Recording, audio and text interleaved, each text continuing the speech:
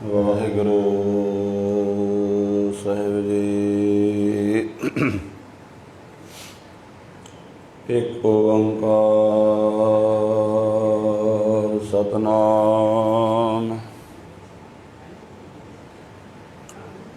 ਕਰਤਾ ਪੁਰਖ ਨਿਰਭਉ ਨਿਰਵੈਰ ਅਕਾਲ ਮੂਰਤ ਅਜੂਨੀ ਸੈਭੰ ਗੁਰ ਪ੍ਰਸਾਦ। ਜਪ ਆਦਿ ਸਚ ਜੁਗਾਦ ਸਚ ਹੈ ਭੀ ਸਚ ਨਾਨਕ ਹੋਸੀ ਭੀ ਸਚ।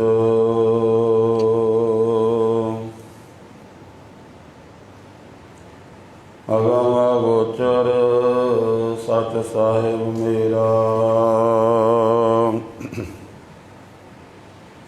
ਨਾਨਕ ਬੋਲੇ ਬੁਲਾਇਆ ਤੇਰਾ।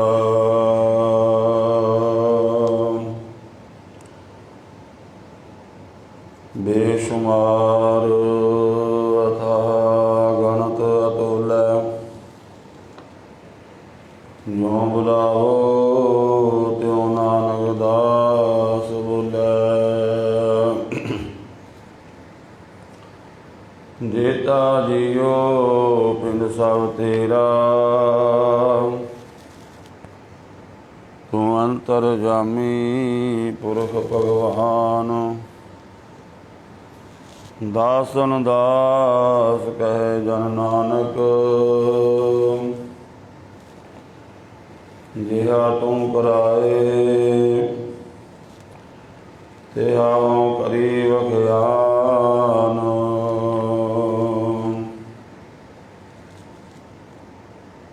ਕਹਾਂ ਬੁੱਧ ਪ੍ਰਭ ਤੁਛ ਹਮਾਰੀ ਬਰਨ ਸਕੈ ਮਹਿਮਾ ਜੋ ਤਿਹਾਰੀ। ਹਮ ਨਾ ਸਖਤ ਕਰ ਸਿਵਤ ਤੁਮਾਰੀ ਆਪ ਲਿਓ ਤੁਮ ਕਥਾ ਸੁਧਾਰੀ। ਸਤਨਾਮ ਸ੍ਰੀ ਵਾਹਿਗੁਰੂ ਸਾਹਿਬ ਜੀ। ਵੈਸਾਖ ਧੀਰਨ ਕਿਉ ਵਾਡੀਆਂ ਜਿਨਾ ਪ੍ਰੇਮ ਵਿਸ਼ੋ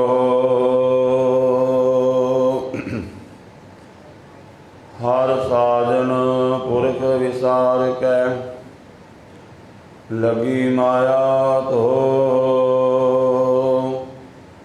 ਪੁੱਤਰ ਕਲਤਰ ਨਾ ਸੰਗ ਤਨਾ ਹਰਿ ਅਵਨਾਸੀ ਓਹ। ਪਲਚ ਪਲਚ ਸਗਲੀ ਮੁਈ ਝੂਠੈ ਧੰਦੈ ਮੋਹ। ਇਕ ਸਹਾਰ ਕੇ ਨਾਮ ਬਿਨ ਅੱਗੇ ਲਈਐ ਖੋਏ। ਦਈਓ ਵਿਸਾਰ ਵਿਗੁਚਨਾ ਪ੍ਰਭ ਬਿਨ ਅਵਰ ਨ ਕੋਏ। ਪ੍ਰੀਤਮ ਚਰਨੀ ਜੋ ਲਗੇ ਤਿਨ ਕੀ ਨਿਰਮਲ ਸੋਏ। ਨਾਨਕ ਕੀ ਪ੍ਰਭ ਬੇਨਤੀ ਪ੍ਰਭ ਮਿਲੋ ਪ੍ਰਾਪਤ ਹੋਏ। ਵੈਸਾਖ ਸੁਹਾਵਾ ਤਾਂ ਲੱਗੈ ਜਾ ਸੰਤ ਭੇਟੈ ਹਰਿ ਸੋਏ। ਨਾਨਕ ਕੀ ਪ੍ਰਭ ਬੇਨਤੀ ਪ੍ਰਭ ਮਿਲੋ ਪ੍ਰਾਪਤ ਹੋਏ। ਵੈਸਾਖ ਸੁਹਾਵਾ ਤਾਂ ਲੱਗੈ ਜਾ ਸੰਤ ਭੇਟੈ ਹਰਿ ਸੋਏ। ਵਾਹਿਗੁਰੂ ਜੀ ਕਾ ਖਾਲਸਾ ਵਾਹਿਗੁਰੂ ਜੀ ਕੀ ਫਤਿਹ। ਪਰਮ ਸਨਮਾਨਯੋਗ ਜੁਗੋ ਜੁਗ ਅਟਲ ਚਵਰ ਛਤਰ ਤਖਤ ਦੇ ਮਾਲਕ ਹਾਜ਼ਰਾ ਹਜ਼ੂਰ ਜਾਰਾ ਹਜ਼ੂਰ ਸਰਵ ਕਲਾ ਭਰਪੂਰ शब्द गुरु। धन धन श्री गुरु ग्रंथ साहिब जी महाराज सच्चे पातशाह जी दे पावन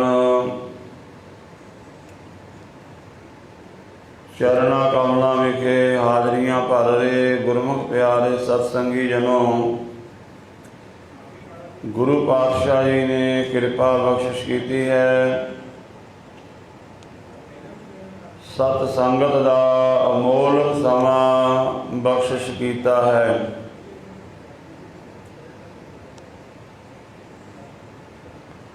अज संसार भर दे विच धन धन श्री गुरु गोबिंद सिंह महाराज जी दे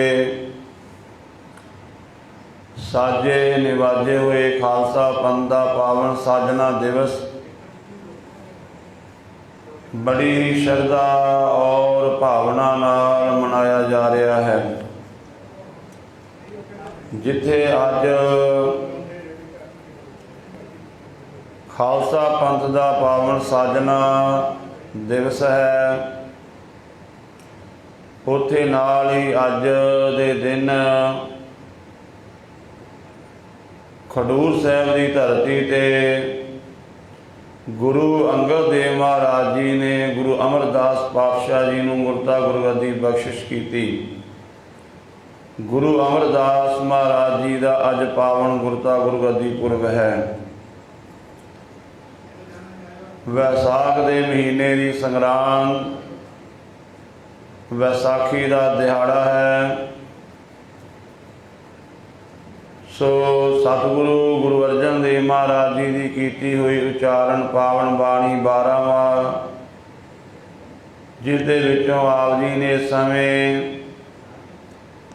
वैसाख के महीने का पाठ सरवण किया है। सतगुरु जी के पावन अमृत वचना की विचार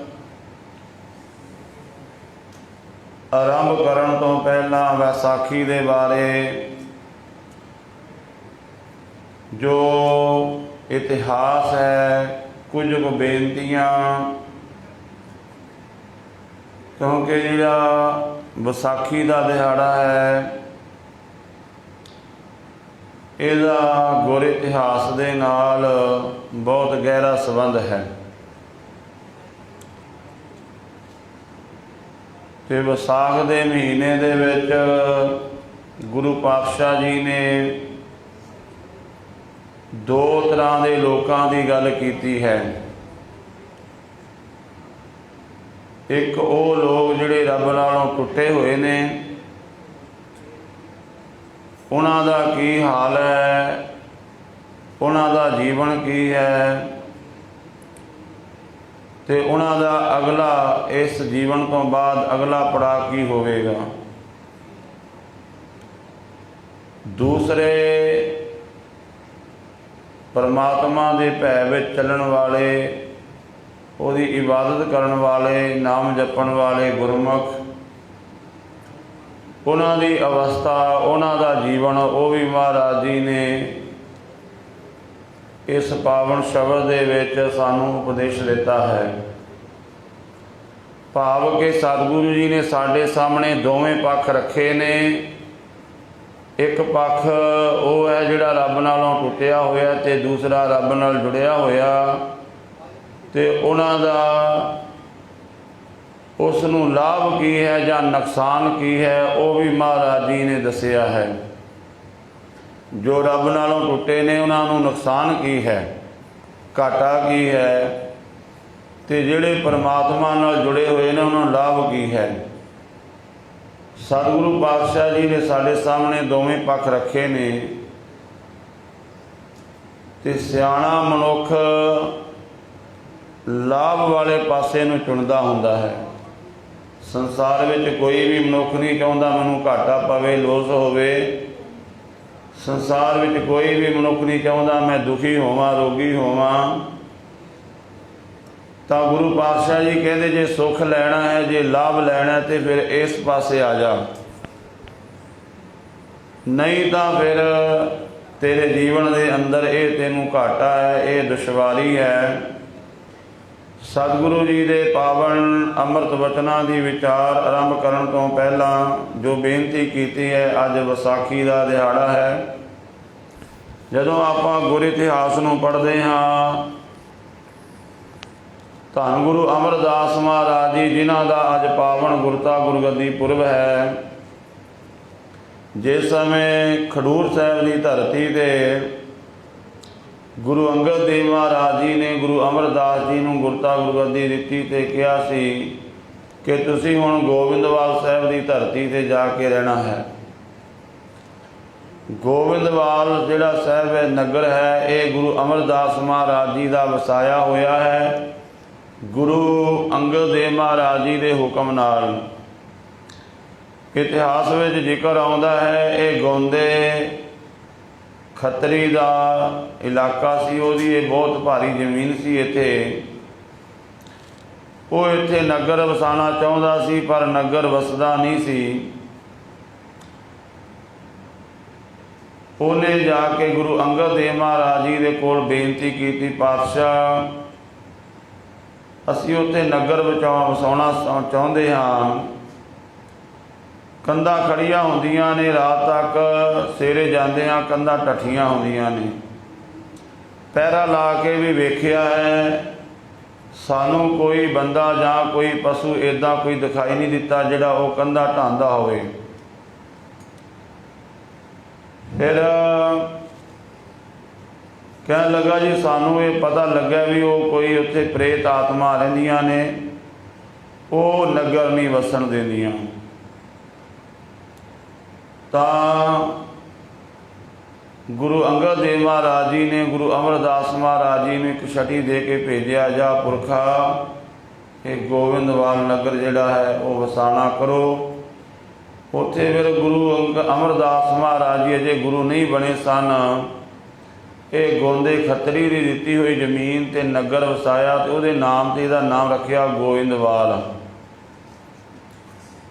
ਤੇ ਜਿਸ ਸਮੇਂ ਗੁਰਤਾ ਗੁਰਗੱਦੀ ਪ੍ਰਾਪਤ ਹੋਈ, ਗੁਰੂ ਅਮਰਦਾਸ ਮਹਾਰਾਜ ਜੀ ਇੱਥੇ ਹੀ ਆ ਕੇ ਵਿਰਾਜਮਾਨ ਹੋਏ ਔਰ ਸਤਿਗੁਰੂ ਜੀ ਜਗਤ ਜਲੰਦੇ ਦਾ ਉਧਾਰ ਕਰ ਰਹੇ ਨੇ। ਧੰਨ ਗੁਰੂ ਅਮਰਦਾਸ ਮਹਾਰਾਜ ਜੀ ਨੇ ਜੋ ਸਮਾਜ ਦੇ ਵਿੱਚ ਕਈ ਕੁਰੀਤੀਆਂ ਸਨ ਉਹਨਾਂ ਨੂੰ ਮਿਟਾਉਣ ਵਾਸਤੇ, ਇੱਕ ਤੇ ਮਹਾਰਾਜ ਜੀ ਨੇ ਜਿਹੜੀ ਸਤੀ ਪ੍ਰਥਾ ਸੀ, ਜਦੋਂ ਅਕਬਰ ਬਾਦਸ਼ਾਹ ਮਿਲਣ ਆਇਆ ਇਹਦੇ ਤੇ ਰੋਕ ਲਵਾਈ ਕਿ ਜਦੋਂ ਕੋਈ ਕਿਸੇ ਇਸਤਰੀ ਦਾ ਪਤੀ ਨੌਜਵਾਨ ਚੜ੍ਹਾਈ ਕਰ ਜਾਂਦਾ ਤੇ ਉਹਨੂੰ ਨਾਲ ਸਤੀ ਕਰ ਦਿੰਦੀ ਸੀ, ਬਲਦੀ ਹੋਈ ਚਿਖਾ ਵਿੱਚ ਉਹਨੂੰ ਸਾੜ ਦਿੰਦੇ ਸਨ। ਗੁਰੂ ਅਮਰਦਾਸ ਮਹਾਰਾਜ ਜੀ ਨੇ ਰੋਕ ਲਾਈ, ਇਹ ਇਸਤਰੀ ਜਾਤੀ ਤੇ ਬਹੁਤ ਵੱਡਾ ਅਨਿਆਂ ਹੋ ਰਿਹਾ ਹੈ। ਅਕਬਰ ਬਾਦਸ਼ਾਹ ਨੇ ਆ ਕੇ ਆਖਿਆ ਸੀ ਸੇਵਾ ਦੱਸੋ। ਮਹਾਰਾਜ ਕਹਿੰਦੇ ਤੂੰ ਬਾਦਸ਼ਾਹ, ਤੇਰਾ ਹੁਕਮ ਚੱਲਦਾ ਹੈ। ਹਿੰਦੁਸਤਾਨ ਦੇ ਵਿੱਚ ਇਹ ਜਿਹੜੀ ਮਾੜੀ ਪ੍ਰਥਾ ਚੱਲਦੀ ਨੂੰ ਬੰਦ ਕੀਤਾ ਜਾਵੇ। ਜੇ ਇਸਤਰੀ ਦੇ ਮਰਨ ਤੇ ਪਤੀ ਦੂਜਾ ਵਿਆਹ ਕਰਾ ਸਕਦਾ ਹੈ ਤੇ ਉਸ ਇਸਤਰੀ ਨੂੰ ਵੀ ਹੱਕ ਹੈ, ਜੇ ਪਰਮਾਤਮਾ ਦੇ ਹੁਕਮ ਅੰਦਰ ਪਤੀ ਚੜ੍ਹਾਈ ਕਰ ਗਿਆ ਤੇ ਉਹਦਾ ਵੀ ਪੁਨਰ ਵਿਆਹ ਹੋਣਾ ਚਾਹੀਦਾ ਹੈ। ਸਤੀ ਪ੍ਰਥਾ ਗੁਰੂ ਅਮਰਦਾਸ ਮਹਾਰਾਜ ਜੀ ਨੇ ਬੰਦ ਕਰਾਈ ਹੈ ਔਰ ਅਕਬਰ ਬਾਦਸ਼ਾਹ ਨੇ ਗੁਰੂ ਮਹਾਰਾਜ ਜੀ ਦਾ ਹੁਕਮ ਮੰਨ ਕੇ ਫਿਰ ਇਹ ਕਾਨੂੰਨ ਬਣਾਤਾ, ਇੱਥੇ ਲਾਗੂ ਕਰਤਾ ਵੀ ਇੱਥੇ ਇਸ ਤਰ੍ਹਾਂ ਨਹੀਂ ਹੋਵੇਗਾ। ਦੂਸਰਾ ਜਿਹੜੀ ਛੂਆ ਛਾਤ ਦੀ ਕੋੜ ਦੀ ਬਿਮਾਰੀ, ਭਾਵੇਂ ਇੰਨਾ ਸਮਾਂ ਹੋ ਗਿਆ ਮਹਾਰਾਜ ਜੀ ਨੇ ਸਾਨੂੰ ਖੰਡੇ ਬਾਟੇ ਦਾ ਅੰਮ੍ਰਿਤ ਛਕਾ ਕੇ ਇੱਕ ਵੀ ਕੀਤਾ, ਆਪਾਂ ਫਿਰ ਵੀ ਉੱਥੇ ਹੀ ਰਹੇ ਹਾਂ। ਅਸੀਂ ਬਲਕਿ ਉਸ ਤੋਂ ਵੀ ਅੱਗੇ ਲੰਘ ਗਏ ਹਾਂ ਕਿ ਉਹ ਆਪਾਂ ਗੁਰਦੁਆਰੇ ਵੱਖੋ ਵੱਖਰੇ ਬਣਾ ਲਏ ਆਪਣੀਆਂ ਜਾਤੀਆਂ ਦੇ ਨਾਮ 'ਤੇ, ਜਦ ਕਿ ਸਿੱਖ ਦੀ ਤਾਂ ਕੋਈ ਜਾਤ ਹੈ ਹੀ ਨਹੀਂ। ਸਿੱਖ ਦੀ ਤਾਂ ਗੁਰੂ ਵਾਲੀ ਜਾਤ ਹੈ, ਪਰਮਾਤਮਾ ਦਾ ਹੈ। ਤਾਂ ਗੁਰੂ ਅਮਰਦਾਸ ਮਹਾਰਾਜ ਜੀ ਨੇ ਉੱਥੇ ਫਿਰ ਬੌਲੀ ਸਾਹਿਬ ਜਿਹੜੀ ਇਹਦੀ ਸੇਵਾ ਸ਼ੁਰੂ ਕਰਾਈ। ਜਿਸ ਸਮੇਂ ਬੌਲੀ ਸਾਹਿਬ ਤਿਆਰ ਹੋ ਗਈ ਤੇ ਉਸ ਸਮੇਂ ਬਾਬਾ ਬੁੱਢਾ ਸਾਹਿਬ ਹੋਰ ਗੁਰਸਿੱਖ ਮਹਾਰਾਜ ਜੀ ਦੇ ਕੋਲ ਆਏ। ਮਹਾਰਾਜ ਦੂਰੋਂ ਦੂਰੋਂ ਸੰਗਤਾਂ ਆਉਂਦੀਆਂ ਨੇ, ਅੱਗੇ ਪਿੱਛੇ ਸਾਰਿਆਂ ਦਾ ਮਿਲਾਪ ਨਹੀਂ ਹੁੰਦਾ। ਪਾਤਸ਼ਾਹ ਬੇਨਤੀ ਹੈ ਵੀ ਆਪਾਂ ਕੋਈ ਦਿਨ ਮੁਕਰਰ ਕਰੀਏ ਜਿਹਦੇ ਵਿੱਚ ਸਾਰੀ ਸਿੱਖ ਕੌਮ ਇੱਕ ਦਿਨ ਇੱਕ ਥਾਂ 'ਤੇ ਇਕੱਠੀ ਹੋਵੇ, ਅਤੇ ਜਿਹੜੇ ਕੌਮੀ ਮੁੱਦੇ ਨੇ, ਕੌਮ ਦੇ ਕੋਈ ਜਿਹੜੀਆਂ ਕਈ ਤਰ੍ਹਾਂ ਦੀਆਂ ਵਿਚਾਰਾਂ ਨੇ, ਉਹ ਸਾਰੀਆਂ ਸਾਂਝੀਆਂ ਕੀਤੀਆਂ ਜਾਣ, ਉਹਨਾਂ ਦਾ ਮਸਲਾ ਹੱਲ ਕੀਤਾ ਜਾਵੇ। ਤਾਂ ਗੁਰੂ ਅਮਰਦਾਸ ਮਹਾਰਾਜ ਜੀ ਨੇ ਫਿਰ ਇਹ ਵਿਸਾਖੀ ਦੇ ਦਿਨ ਬੋਲੀ ਸਾਹਿਬ ਦੀ ਚੱਠ ਵੀ ਹੋਈ, ਅਤੇ ਉਸ ਤੋਂ ਪਹਿਲਾਂ ਦੂਰ ਦੂਰ ਤੱਕ ਜਿੱਥੇ ਜਿੱਥੇ ਵੀ ਨਾਨਕ ਨਾਮ ਲੇਵਾ ਸਿੱਖ ਰਹਿੰਦੇ ਸਨ, ਹੁਕਮਨਾਮੇ ਭੇਜ ਕੇ ਸਿੱਖਾਂ ਨੂੰ ਬੁਲਾਇਆ। ਔਰ ਸਿੱਖ ਇਤਿਹਾਸ ਦੇ ਵਿੱਚ ਪਹਿਲੀ ਵਾਰ ਇਹ ਵਿਸਾਖੀ ਮਨਾਈ ਗਈ ਗੋਬਿੰਦਵਾਲ ਸਾਹਿਬ ਦੀ ਧਰਤੀ 'ਤੇ, ਗੁਰੂ ਅਮਰਦਾਸ ਮਹਾਰਾਜ ਜੀ ਦੀ ਨਿਗਰਾਨੀ ਦੇ ਵਿੱਚ, ਜਿੱਥੇ ਸਾਰੀ ਸਿੱਖ ਕੌਮ ਇਕੱਠੀ ਹੋਈ।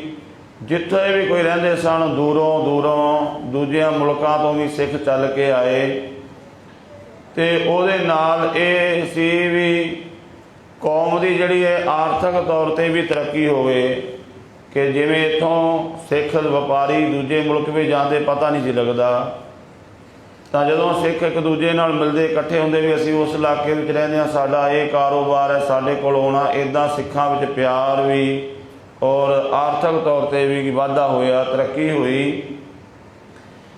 ਤਾਂ ਇਸ ਤੋਂ ਅੱਗੇ ਜਦੋਂ ਆਪਾਂ ਆਉਂਦੇ ਹਾਂ, ਜਦੋਂ ਸ੍ਰੀ ਅੰਮ੍ਰਿਤਸਰ ਨਗਰ ਵਸਾਇਆ ਗਿਆ, ਅਤੇ ਜਿਸ ਸਮੇਂ ਗੁਰੂ ਰਾਮਦਾਸ ਮਹਾਰਾਜ ਜੀ ਜੋਤੀ ਜੋਤ ਸਮਾ ਗਏ, ਗੁਰੂ ਅਰਜਨ ਦੇਵ ਮਹਾਰਾਜ ਜੀ ਇੱਥੇ ਸੇਵਾ ਚਲਾ ਰਹੇ ਨੇ। ਜਿਸ ਅਸਥਾਨ ਦੇ ਆਪਾਂ ਅੱਜ ਦਰਸ਼ਨ ਕਰਦੇ ਹਾਂ, ਸ੍ਰੀ ਹਰਿਮੰਦਰ ਸਾਹਿਬ, ਜਿਹੜਾ ਅੰਮ੍ਰਿਤ ਸਰੋਵਰ ਹੈ, ਜਿਸ ਨੂੰ ਰਾਮਦਾਸ ਸਰੋਵਰ ਵੀ ਆਖਿਆ ਗਿਆ, ਰਾਮਦਾਸ ਸਰੋਵਰ ਨਹਾਤੇ ਸਭ ਉਤਰੇ ਪਾਪ ਕਮਾਤੇ। ਇਹ ਅਸਥਾਨ ਪ੍ਰਗਟ ਨਹੀਂ ਸੀ ਹੋਇਆ, ਨਗਰ ਪਹਿਲਾਂ ਵਸ ਚੁੱਕਾ ਸੀ ਅੰਮ੍ਰਿਤਸਰ, ਕੰਮ ਚੱਲ ਰਿਹਾ ਸੀਗਾ, ਔਰ ਸੰਤੋਖ ਸਰ ਜਿਹੜਾ ਅਸਥਾਨ ਇਹਦੀ ਸੇਵਾ ਚੱਲ ਰਹੀ ਸੀ। ਉਸ ਸਮੇਂ ਇੱਕ ਕੌਤਕ ਵਰਦਾ ਹੈ, ਪੱਟੀ ਦੇ ਰਹਿਣ ਵਾਲੇ ਰਾਜੇ ਦੁਨੀ ਚੰਦ ਦੀ ਬੇਟੀ ਰਜਨੀ, ਉਹ ਆਪਣੇ ਪਿੰਗਲੇ ਪਤੀ ਨਾਲ ਇਸ ਥਾਂ 'ਤੇ ਪਹੁੰਚਦੀ ਹੈ। ਬੇਰੀਆਂ ਬਹੁਤ ਸਨ ਇੱਥੇ, ਜੰਗਲਾਤ ਸੀ ਬਹੁਤ, ਉਹਦੀ ਖਾਰੀ ਇੱਥੇ ਉਤਾਰ ਕੇ ਨਾਲ ਦੇ ਨਗਰ ਤੁੰਗ ਦੇ ਵਿੱਚ ਪ੍ਰਸ਼ਾਦਾ ਲੈਣ ਗਈ। ਦੁਪਹਿਰ ਦਾ ਸਮਾਂ, ਅਤੇ ਉਹ ਜਿਹੜਾ ਕੋੜੀ ਪਿੰਗਲਾ ਬੈਠਾ ਵੇਖ ਰਿਹਾ ਕੀ ਹੁੰਦਾ ਕਿ ਕਾਂ, ਜਿਹੜਾ ਕੋਈ ਕਾਂ ਉਸ ਦਰਖਤ 'ਤੇ ਆ ਕੇ ਬੈਠਦਾ ਹੈ, ਉਹਨੂੰ ਕੋਈ ਸੋਝੀ ਹੁੰਦੀ ਹੈ, ਉਸ ਜਲ ਵਿੱਚ ਚੁੱਭੀ ਮਾਰਦਾ ਅਤੇ ਹੰਸ ਬਣ ਕੇ ਉੱਡ ਜਾਂਦਾ ਹੈ।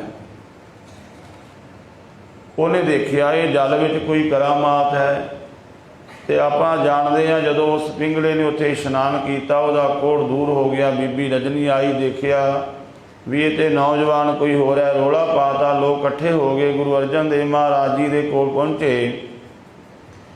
ਤਾਂ ਗੁਰੂ ਅਰਜਨ ਦੇਵ ਮਹਾਰਾਜ ਜੀ ਨੇ ਫਿਰ ਨਿਰਣਾ ਕੀਤਾ, ਭਾਈ ਇਹ ਤੇਰਾ ਹੀ ਪਤੀ ਹੈ, ਅਸੀਂ ਉਸੇ ਅਸਥਾਨ ਨੂੰ ਲੱਭ ਰਹੇ ਸੀ, ਕਿਉਂਕਿ ਇਸ ਅਸਥਾਨ 'ਤੇ ਗੁਰੂ ਨਾਨਕ ਦੇਵ ਜੀ ਦੇ ਵੀ ਚਰਨ ਪਏ ਹੋਏ ਨੇ। ਅਤੇ ਸਾਧ ਸੰਗਤ, ਇਹ ਜਿਹੜਾ ਅੰਮ੍ਰਿਤਸਰ ਦਾ ਇਹ ਪਾਵਨ ਸਥਾਨ ਇਹ ਫਿਰ ਪ੍ਰਗਟ ਹੋਇਆ। ਉਹ ਵੀ ਵਿਸਾਖੀ ਵਾਲਾ ਦਿਨ ਸੀ, ਜਿਸ ਦਿਨ ਇਹ ਕੌਤਕ ਵਰਤਿਆ, ਇਤਿਹਾਸ ਦੇ ਮੁਤਾਬਕ ਵਿਸਾਖੀ ਵਾਲਾ ਦਿਨ ਸੀ ਇਹ। ਇਸ ਤੋਂ ਅੱਗੇ ਜਦੋਂ ਆਪਾਂ ਆਉਂਦੇ ਹਾਂ, ਫਿਰ ਧੰਨ ਗੁਰੂ ਗੋਬਿੰਦ ਸਿੰਘ ਮਹਾਰਾਜ ਸੱਚੇ ਪਾਤਸ਼ਾਹ ਜੀ, ਜਿਸ ਸਮੇਂ ਗੁਰੂ ਤੇਗ ਬਹਾਦਰ ਮਹਾਰਾਜ ਜੀ ਦੀ ਸ਼ਹਾਦਤ ਹੁੰਦੀ ਹੈ, ਭਾਈ ਜੈਤਾ ਜੀ ਜੋ ਬਾਅਦ ਵਿੱਚ ਸਿੰਘ ਸਜਦੇ ਨੇ, ਭਾਈ ਜੀਵਨ ਸਿੰਘ ਮਹਾਰਾਜ ਜੀ ਦਾ ਸੀਸ ਲੈ ਕੇ ਆਉਂਦੇ ਨੇ, ਅਨੰਦਪੁਰ ਸਾਹਿਬ ਦੀ ਧਰਤੀ 'ਤੇ ਪਹੁੰਚਦੇ ਨੇ, ਸੰਗਤ ਇਕੱਠੀ ਹੋਈ ਹੈ, ਅਤੇ ਉੱਥੇ ਗੁਰੂ ਗੋਬਿੰਦ ਸਿੰਘ ਮਹਾਰਾਜ ਜੀ ਜੋ ਜੇ ਗੋਬਿੰਦ ਰਾਏ ਦੇ ਰੂਪ ਵਿੱਚ ਹਨ, ਪੁੱਛਦੇ ਨੇ ਭਾਈ ਜੇਤੇ ਨੂੰ ਵੀ ਉੱਥੇ ਸਿੱਖ ਕੋਈ ਹੋਰ ਨਹੀਂ ਸੀ, ਕਿੰਨੇ ਕੁ ਸਿੱਖ ਸਨ, ਕੋਈ ਸਿੱਖ ਅੱਗੇ ਨਹੀਂ ਆਇਆ। ਤਾਂ ਭਾਈ ਜਾਤਾ ਜੀ ਕਹਿੰਦੇ ਮਹਾਰਾਜ ਸਿੱਖ ਤਾਂ ਬਹੁਤ ਸਨ, ਕਿਉਂਕਿ ਇਤਿਹਾਸ ਦੇ ਮੁਤਾਬਕ ਉਸ ਸਮੇਂ 1400 ਦੇ ਕਰੀਬ ਸਿੱਖਾਂ ਦੇ ਘਰ ਸਨ ਦਿੱਲੀ ਦੇ ਵਿੱਚ, ਜਿਸ ਸਮੇਂ ਗੁਰੂ ਤੇਗ ਬਹਾਦਰ ਸਾਹਿਬ ਮਹਾਰਾਜ ਜੀ ਦੀ ਸ਼ਹਾਦਤ ਹੁੰਦੀ ਹੈ। ਪਰ ਪਤਾ ਨਹੀਂ ਸੀ, ਸਿੱਖ ਦਾ ਪਤਾ ਨਹੀਂ ਸੀ ਲੱਗਦਾ ਕਿ ਸਿੱਖ ਕੌਣ ਹੈ। ਅਤੇ ਧੰਨ ਗੁਰੂ ਗੋਬਿੰਦ ਸਿੰਘ ਮਹਾਰਾਜ ਜੀ ਕਹਿੰਦੇ ਫਿਰ ਹੁਣ ਐਸਾ ਖਾਲਸਾ ਸਾਜਾਂਗੇ, ਸਿੱਖ ਨੂੰ ਕਹਿਣ ਦੀ ਲੋੜ ਨਹੀਂ ਪਏਗੀ, ਦੂਰੋਂ ਪਤਾ ਲੱਗ ਜਾ ਕਰੇਗਾ ਵੀ ਇਹ ਸਿੱਖ ਹੈ, ਗੁਰੂ ਦਾ ਸਿੰਘ ਹੈ। ਭਾਵੇਂ ਕਿ ਆਪਾਂ ਗੁਰੂ ਮਹਾਰਾਜ ਜੀ ਦੀ ਦਿੱਤੀ ਹੋਈ ਮਰਿਆਦਾ ਨੂੰ ਭੁੱਲਦੇ ਜਾ ਰਹੇ ਹਾਂ।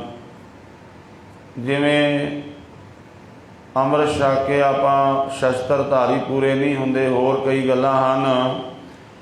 ਸੋ ਧੰਨ ਗੁਰੂ ਗੋਬਿੰਦ ਸਿੰਘ ਮਹਾਰਾਜ ਫਿਰ ਜਦੋਂ ਸਮਾਂ ਆਇਆ, ਸਤਿਗੁਰੂ ਗੁਰੂ ਗੋਬਿੰਦ ਸਿੰਘ ਮਹਾਰਾਜ ਜੀ ਦਾ 1666 ਈਸਵੀ ਦਾ ਪ੍ਰਕਾਸ਼ ਹੈ, 1666 ਦਾ।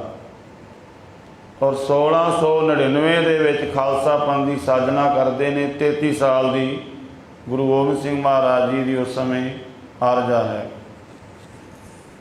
ਤਖਤ ਸ੍ਰੀ ਕੇਸਗੜ੍ਹ ਸਾਹਿਬ ਦੀ ਪਾਵਨ ਸਥਾਨ 'ਤੇ ਗੁਰੂ ਗੋਬਿੰਦ ਸਿੰਘ ਮਹਾਰਾਜ ਜੀ ਨੇ ਦੁਨੀਆ ਇਹ ਦਿਨ ਜਿਹੜਾ ਚੁਣਿਆ ਹੈ ਵਿਸਾਖੀ ਦਾ, ਇਸ ਤੋਂ ਪਹਿਲਾਂ ਦੂਰ ਦੂਰ ਸਿੱਖਾਂ ਤੱਕ ਹੁਕਮਨਾਮੇ ਲੈ ਕੇ ਭੇਜੇ।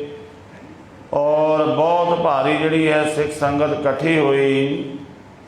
ਅੱਜ ਦਾ ਜਦੋਂ ਦੀਵਾਨ ਸੱਜਿਆ, ਧੰਨ ਗੁਰੂ ਗੋਬਿੰਦ ਸਿੰਘ ਮਹਾਰਾਜ ਜੀ ਤਖਤ ਸ੍ਰੀ ਕੇਸਗੜ੍ਹ ਸਾਹਿਬ ਵਾਲੇ ਸਥਾਨ 'ਤੇ ਪਹੁੰਚਦੇ ਨੇ, ਸੰਗਤਾਂ ਵਿੱਚ ਆ ਕੇ ਬਿਰਾਜਮਾਨ ਹੁੰਦੇ ਨੇ। ਦੀਵਾਨ ਦੀ ਸਮਾਪਤੀ ਤੋਂ ਬਾਅਦ ਸਤਿਗੁਰੂ ਜੀ ਸੰਗਤ ਦੇ ਮੁਖਾਤਬ ਹੋ ਕੇ ਫਿਰ ਉੱਚੀ ਆਵਾਜ਼ ਦੇ ਕੇ ਕਹਿੰਦੇ ਨੇ, ਭਾਈ ਅਸੀਂ ਖਾਲਸਾ ਪੰਥ ਪ੍ਰਗਟ ਕਰਨਾ ਹੈ, ਸਾਜਣਾ ਹੈ।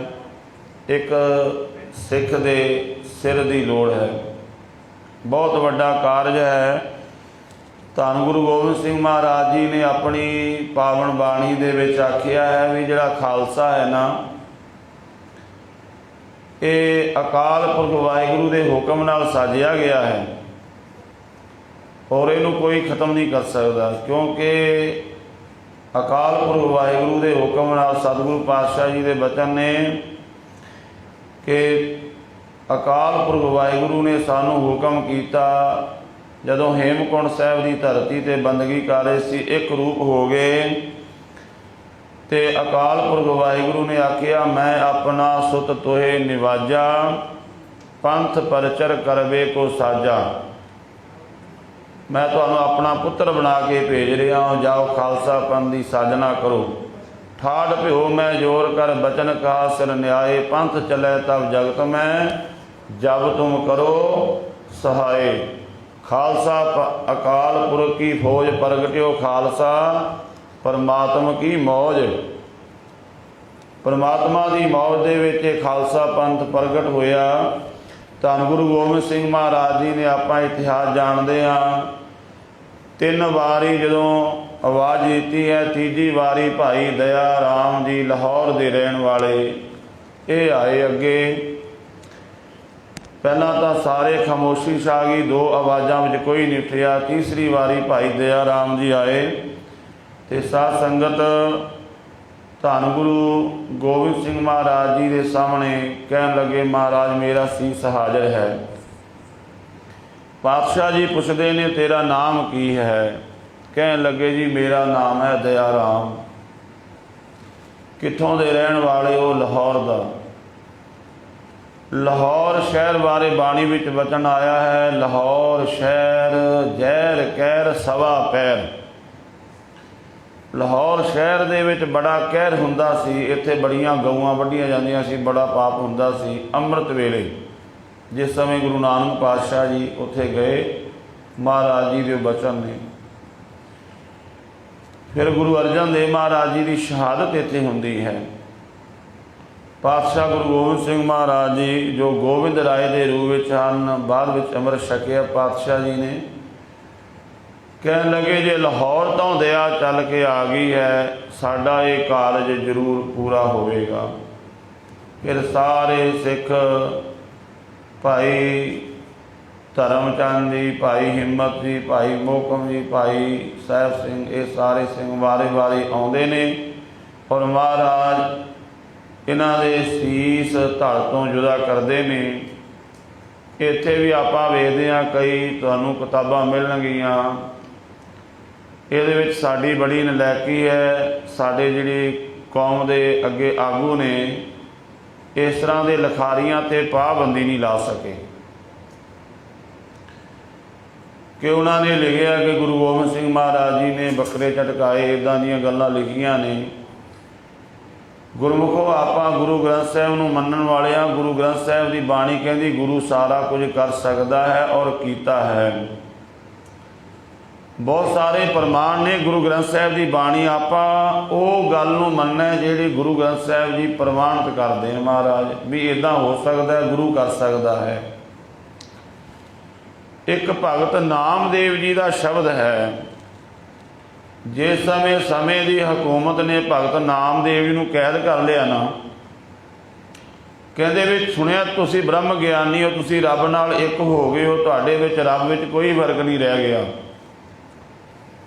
ਤੁਹਾਡੇ ਵਿੱਚ ਬੜੀਆਂ ਕਰਾਮਾਤਾਂ ਨੇ। ਇੱਦਾਂ ਇੱਕ ਗਊ ਮਰ ਗਈ ਕਿਤੇ, ਕਹਿੰਦੇ ਮਰੀ ਹੋਈ ਗਊ ਜੀਵਦੀ ਕਰੋ।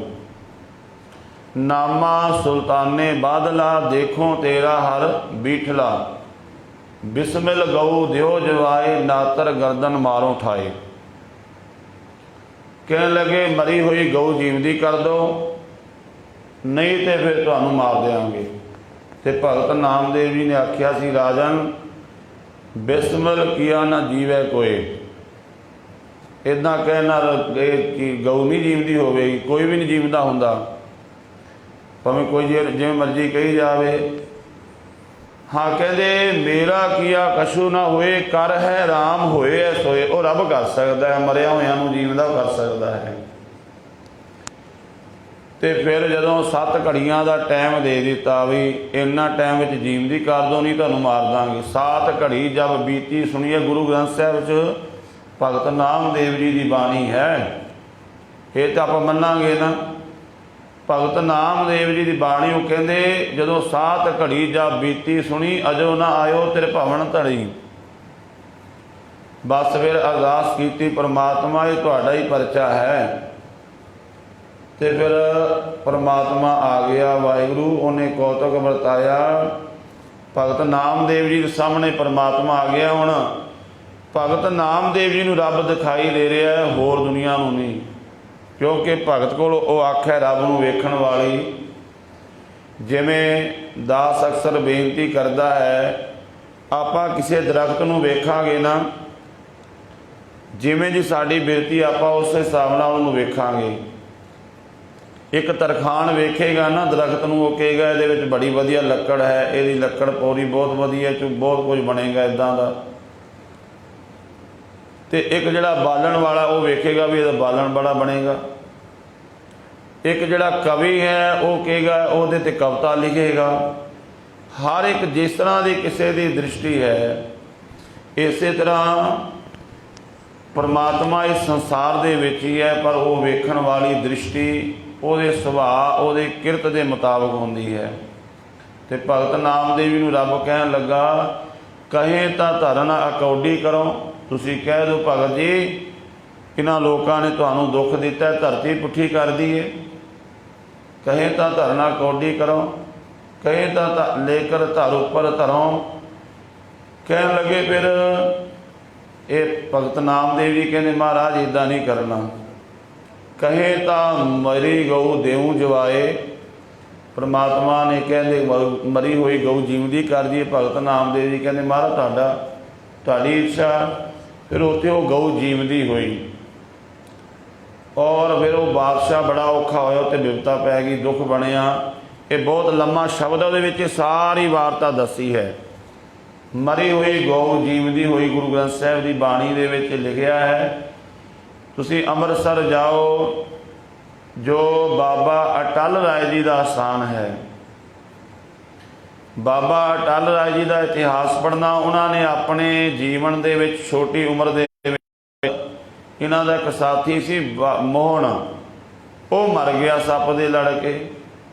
ਇਹ ਉਸ ਤੋਂ ਇੱਕ ਦਿਨ ਪਹਿਲਾਂ ਰਾਤ ਨੂੰ ਖੇਡਦੇ ਪਏ ਸੀ, ਉਹਦੇ ਸਿਰ ਵਾਰੀ ਆ ਗਈ ਤੇ ਉਹ ਰਾਤ ਜ਼ਿਆਦਾ ਹੋ ਗਈ। ਕਹਿੰਦੇ ਚਲੋ ਆਪਾਂ ਕੱਲ ਨੂੰ ਵਾਰੀ ਲੈ ਲਾਂਗੇ, ਜਿਵੇਂ ਖੇਡਦੇ ਨੇ ਬੱਚੇ ਵੀ, ਚਲੋ ਅੱਜ ਹੁਣ ਟਾਈਮ ਬਹੁਤ ਹੋ ਗਿਆ, ਕੱਲ ਨੂੰ ਖੇਡ ਲਾਂਗੇ ਤੇ ਵਾਰੀ ਤੇਰੇ ਸਿਰ ਰਹੀ। ਅਗਲੇ ਦਿਨ ਉਹ ਬੱਚਾ ਮਰ ਗਿਆ। ਬਾਬਾ ਅਟਲ ਰਾਏ ਜੀ ਨੂੰ ਪਤਾ ਲੱਗਾ, ਆ ਕੇ ਦੋਸਤਾਂ ਦੱਸਿਆ ਜੇ ਰੱਬ ਨਾਲ ਜੁੜਾਂਗੇ ਸਾਨੂੰ ਲਾਭ ਕੀ ਹੈ, ਤੇ ਜੇ ਰੱਬ ਨਾਲੋਂ ਟੁੱਟਾਂਗੇ ਸਾਨੂੰ ਨੁਕਸਾਨ ਕੀ ਹੈ। ਉਹ ਮਹਾਰਾਜ ਸੱਚੇ ਪਾਤਸ਼ਾਹ ਉਪਦੇਸ਼ ਕੀਤਾ ਹੈ। ਸਤਿਗੁਰੂ ਜੀ ਦੇ ਪਾਵਨ ਅੰਮ੍ਰਿਤ ਬਚਨਾਂ ਦੀ ਵਿਚਾਰ ਆਰੰਭ ਕਰੀਏ। ਪਿਆਰ ਨਾਲ ਆਖੋ ਸਤਨਾਮ ਸ਼੍ਰੀ ਵਾਹਿਗੁਰੂ ਸਾਹਿਬ ਜੀ। ਵੈਸਾਖ ਧੀਰਨ ਕਿਉ ਵਾਡੀਆ ਜਿਨਾ ਪ੍ਰੇਮ ਵਿਸ਼ੋ। ਵੈਸਾਖ ਦਾ ਮਹੀਨਾ ਆਇਆ ਹੈ। ਇਹ ਬਸੰਤ ਰੁੱਤ ਦਾ ਦੂਸਰਾ ਮਹੀਨਾ ਹੈ। ਚੇਤ ਔਰ ਵਿਸਾਖ ਇਹ 2 ਮਹੀਨੇ ਬਸੰਤ ਰੁੱਤ ਦੇ ਨੇ। 6 ਰੁੱਤਾਂ ਹਨ ਤੋ ਇਹ ਦੂਸਰਾ ਮਹੀਨਾ ਹੈ ਜੋ ਬਸੰਤ ਰੁੱਤ ਦਾ। ਸਤਿਗੁਰੂ ਗੁਰੂ ਅਰਜਨ ਦੇਵ ਜੀ ਮਹਾਰਾਜ ਵੈਸਾਖ ਦੇ ਮਹੀਨੇ ਦੁਆਰਾ ਉਪਦੇਸ਼ ਕੀਤਾ ਹੈ। ਵੈਸਾਖਾ ਨਾਮ ਦਾ ਨਛੱਤਰ ਹੈ, ਉਸ ਤੋਂ ਇਹਦਾ ਨਾਮ ਹੈ ਵੈਸਾਖ। ਵੈਸਾਖ ਧੀਰਨ ਕਿਉ ਵਾਡੀਆ ਜਿਨਾ ਪ੍ਰੇਮ ਵਿਸ਼ੋ। ਧੀਰਨ ਕਹੀਏ ਧੀਰਜ ਧਾਰ। ਮਹਾਰਾਜ ਕਹਿੰਦੇ ਜਿਨ੍ਹਾਂ ਦੇ ਅੰਦਰ ਰੱਬ ਦਾ ਪਿਆਰ ਨਹੀਂ ਹੈ, ਉਹ ਪਰਮਾਤਮਾ ਤੋਂ ਬਿਨਾਂ ਕਿਵੇਂ ਉਹਨਾਂ ਨੂੰ ਧੀਰਜਤਾ ਆ ਸਕਦੀ ਹੈ। ਸਾਡਾ ਇਹ ਸਰੀਰ ਇੱਕ ਵਿਸਾਖ ਦਾ ਮਹੀਨਾ ਹੈ ਤੇ ਜੇਕਰ ਇਸ ਸਰੀਰ ਰੂਪੀ ਵਿਸਾਖ ਦੇ ਮਹੀਨੇ ਵਿੱਚ ਰੱਬ ਦਾ ਪ੍ਰੇਮ ਨਹੀਂ ਬਣਿਆ, ਭਾਵ ਇਹ ਸਰੀਰ ਨਾਮ ਨਹੀਂ ਜਪਦਾ, ਬੰਦਗੀ ਨਹੀਂ ਕਰਦਾ, ਇਹਦੇ ਅੰਦਰ ਰੱਬ ਦਾ ਪਿਆਰ ਨਹੀਂ ਹੈ, ਮਹਾਰਾਜ ਕਹਿੰਦੇ ਇਹਨੂੰ ਕਿਵੇਂ ਧੀਰਜਤਾ, ਇਹਨੂੰ ਟਿਕਾ ਕਿਵੇਂ ਆ ਸਕਦਾ, ਕਿਵੇਂ ਸੁੱਖ ਮਿਲ ਸਕਦਾ ਹੈ? ਕਦੇ ਵੀ ਨਹੀਂ ਮਿਲੇਗਾ ਜਦੋਂ ਤੱਕ ਸਾਡਾ ਇਹ ਸਰੀਰ ਵਾਹਿਗੁਰੂ ਦੀ ਬੰਦਗੀ ਵਿੱਚ ਨਹੀਂ ਲੱਗਦਾ। ਵੈਸਾਖ ਧਿਰਨ ਕਿਉ ਵਾਡੀਆਂ ਜਿਨਾ ਪ੍ਰੇਮ ਵਿਸ਼ੋ। ਮਹਾਰਾਜ ਸੱਚੇ ਪਾਤਸ਼ਾਹ ਇਹ ਜਿਹੜਾ ਜੀਵ ਹੈ ਇਹਦੇ ਅੰਦਰ ਰੱਬ ਦਾ ਪਿਆਰ ਕਿਉਂ ਨਹੀਂ ਪੈਦਾ ਹੋ ਰਿਹਾ? ਆਪਾਂ ਇੱਕ ਸਵਾਲ ਕਰਾਂਗੇ। ਮਹਾਰਾਜ ਅਸੀਂ ਚਾਹੁੰਦੇ ਹਾਂ ਸਾਡੀ ਰੱਬ ਨਾਲ ਪ੍ਰੀਤ ਪਵੇ, ਅਸੀਂ ਚਾਹੁੰਦੇ ਹਾਂ ਅੰਮ੍ਰਿਤ ਵੇਲੇ ਉੱਠੀਏ, ਨਾਮ ਜਪੀਏ, ਬਾਣੀ ਪੜ੍ਹੀਏ, ਸਾਡੇ ਅੰਦਰ ਇਹ ਪ੍ਰੀਤ ਪੈਦਾ ਕਿਉਂ ਨਹੀਂ ਹੋ ਰਹੀ? ਤਾਂ ਮਹਾਰਾਜ ਇਹਦਾ ਅੱਗੇ ਜਵਾਬ ਦਿੰਦੇ ਨੇ, ਹਰ ਸਾਜਨ ਪੁਰਖ ਵਿਸਾਰ ਕੈ ਲੱਗੀ ਮਾਇਆ ਧੋ। ਵਾਹਿਗੁਰੂ ਨੂੰ ਵਿਸਾਰ ਦਿੱਤਾ ਹੈ, ਉਹਨੂੰ ਭੁਲਾ ਦਿੱਤਾ ਹੈ ਬਿਲਕੁਲ ਆਪਣੇ ਜੀਵਨ ਦੇ ਵਿੱਚੋਂ। ਤੇ ਪਿਆਰ ਕਿੱਥੇ ਲੱਗਾ ਹੈ? ਮਾਇਆ ਦੀ ਧੋ ਲੱਗ ਗਈ ਹੈ, ਮਾਇਆ ਦੀ ਪਹੁ ਲੱਗ ਗਈ ਇਹਨੂੰ। ਹਰ ਸਮੇਂ ਉਹਦਾ ਹੀ ਨਾਮ ਜਪਦਾ ਹੈ। ਇਹ ਸਾਡਾ ਸਰੀਰ ਮਾਇਆ ਹੈ, ਪਰਿਵਾਰ ਮਾਇਆ ਹੈ, ਨੌਕਰੀ ਕਾਰੋਬਾਰ ਪਦਾਰਥ। ਜੀਵ ਹਰ ਸਮੇਂ ਉਹਦਾ ਚਿੰਤਨ ਕਰਦਾ ਹੈ ਤੇ ਉਹਦੀ ਪ੍ਰੀਤ ਤਾਂ ਅੰਦਰ ਬਣੀ ਹੋਈ ਹੈ। ਜਿਸ ਚੀਜ਼ ਨੂੰ ਤੁਸੀਂ ਚੇਤੇ ਕਰਨ ਲੱਗ ਜਾਓਗੇ ਉਹਦੀ ਪ੍ਰੀਤ ਤੁਹਾਡੇ ਅੰਦਰ ਬਣ ਜਾਵੇਗੀ। ਕੋਈ ਵੀ ਚੀਜ਼ ਚੇਤੇ ਕਰਨ ਲੱਗ ਜਾਓ ਨਾ, ਵਾਰ-ਵਾਰ ਉਹਦੇ ਨਾਲ ਪਿਆਰ ਬਣ ਜਾਵੇਗਾ। ਇਹਦਾ ਇੱਕ ਮੋਟਾ ਜਿਹਾ ਪ੍ਰਮਾਣ ਹੈ। ਆਪਾਂ ਦੇਖਦੇ ਹਾਂ ਸ਼ਹਿਰਾਂ ਵਿੱਚ ਦੂਰੋਂ ਪਤਾ ਨਹੀਂ ਕਿੱਥੋਂ ਆ ਕੇ ਲੋਕ ਵਸੇ ਹੋਏ ਨੇ। ਜਿਸ ਕਲੋਨੀ ਵਿੱਚ ਬੰਦਾ ਰਹਿਣ ਲੱਗ ਪਿਆ 10-20 ਸਾਲ, ਉਸ ਕਲੋਨੀ ਨਾਲ, ਉਸ ਜਗ੍ਹਾ ਨਾਲ ਪਿਆਰ ਪੈ ਜਾਂਦਾ ਹੈ, ਕਿਉਂਕਿ ਉੱਥੇ ਰੋਜ਼ ਵਰਤਿਆ, ਰੋਜ਼ ਰਿਹਾ ਹੈ, ਉੱਥੋਂ ਦੇ ਲੋਕਾਂ ਨਾਲ ਪਿਆਰ ਬਣ ਗਿਆ, ਕਿਉਂਕਿ ਉਸ ਚੀਜ਼ ਨੂੰ ਰੋਜ਼ ਵਰਤਿਆ ਹੈ। ਜਿੱਥੇ ਵੀ ਮਨੁੱਖ ਜਿਸ ਚੀਜ਼ ਨੂੰ ਰੋਜ਼ ਕਰਨ ਲੱਗ ਜਾਵੇ, ਜਿੱਥੇ ਰੋਜ਼ ਰਹਿਣ ਲੱਗ ਜਾਵੇ, ਉਹਦੇ ਨਾਲ ਪ੍ਰੀਤ ਬਣ ਜਾਂਦੀ, ਕੁਦਰਤੀ ਗੱਲ ਹੈ। ਤੇ ਆਪਣਾ ਘਰ ਨਾਲ ਪਿਆਰ, ਆਪਾਂ ਹੋਰ ਥਾਂ 'ਤੇ ਚਲੇ ਜਾਈਏ, ਜੋ ਸੁੱਖ ਆਪਣੇ ਘਰ ਵਿੱਚ ਮਿਲਦਾ ਹੈ, ਬੰਦਾ ਆਰਾਮ ਕਰੇ, ਕਿਤੇ ਦੂਰ ਚਲਾ ਜਾਵੇ ਰਿਸ਼ਤੇਦਾਰੀ ਵਿੱਚ 10-20 ਦਿਨ ਰਹਿ ਕੇ ਆਵੇ, ਉੱਥੇ ਬੜੇ ਸੁੱਖ ਵੀ ਹੋਣ, ਪਰ ਜਦੋਂ ਆਪਣੇ ਘਰ ਆਉਂਦਾ ਆ ਕੇ ਲੰਮਾ ਪੈਂਦਾ, ਕਹਿੰਦਾ ਅੱਜ ਸੁੱਖ ਦੀ ਨੀਂਦਰ ਆਈ ਹੈ। ਹਾਲਾਂਕਿ ਇਹਦੇ ਨਾਲੋਂ ਉੱਥੇ ਜ਼ਿਆਦਾ ਪਦਾਰਥ ਸੀ, ਸੁੱਖ ਜ਼ਿਆਦਾ ਸੀ, ਪਰ ਆਪਣੇ ਘਰ ਵਿੱਚ ਆ ਕੇ ਇਹਨੂੰ ਟਿਕਾ ਮਿਲਿਆ। ਅਬਨਾਸੀ ਸੁੱਖ ਆਪਨ ਆਸਣ, ਬਾਣੀ ਵਿੱਚ ਮਹਾਰਾਜ ਨੇ ਲਿਖਿਆ ਹੈ। ਆਪਣੇ ਆਸਣ 'ਤੇ ਜਦੋਂ ਆ ਗਿਆ, ਭਾਵੇਂ ਉਹ ਝੌਂਪੜੀ ਹੀ ਕਿਉਂ ਨਾ ਹੋਵੇ, ਆਪਣੇ ਘਰ ਵਿੱਚ ਬੰਦਾ ਬੈਠਾ ਬੇਫਿਕਰ ਹੋ ਜਾਂਦਾ, ਕੋਈ ਫਿਕਰ ਨਹੀਂ।